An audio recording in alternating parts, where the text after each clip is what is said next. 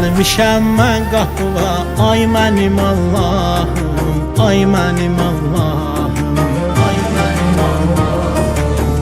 Var ümidim sənə, sən mənim ərrahım, ay mənim Allahım, ay mənim Allahım. Əff edənsən sanaxı, var sənə pənahım, ay mənim Allahım, ay mənim Allahım. Aşık səndən ayrı qalarmı? Dünya yarəm sənsiz olarmı?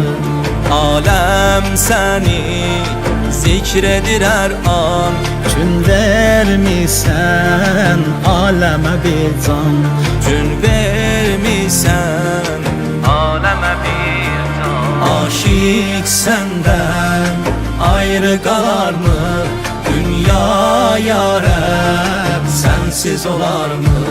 Aləm səni zikr edir hər an. Gün vermisən aləmə bir can, Gün vermisən aləmə bir can.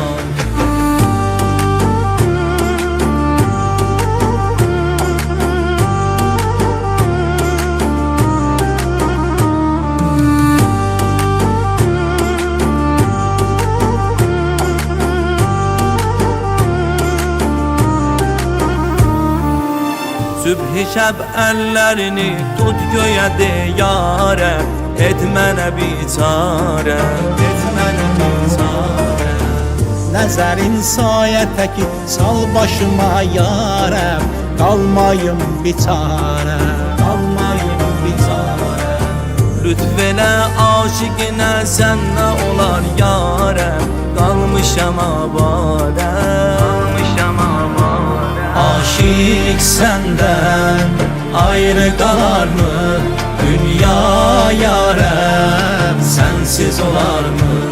Aləm səni zikr edir hər an. Gün vermisən aləmə bir can, Gün vermisən aləmə bir can. Axı yoxdur mənim etsən kimi sultan, ey mənə canan, ey mənə canan. Sən rəhimlər rəhimi əff elə gəl canım, ey mənə cananım, ey mənə cananım. Sənin eşqinlə gecə gündüzü mən yanım, ey mənə cananım, ey mənə cananım. Aşık səndən ayrı qalarmı? Dünya yarəm sənsiz olarmı? Aləm səni zikr edir hər an. Gün vermisən aləmə bir can, Gün vermisən aləmə bir can. Aşık səndən ayrı qalarmı? Dünya yarəm sənsiz olarmı? Aləm səni zikr edir hər an.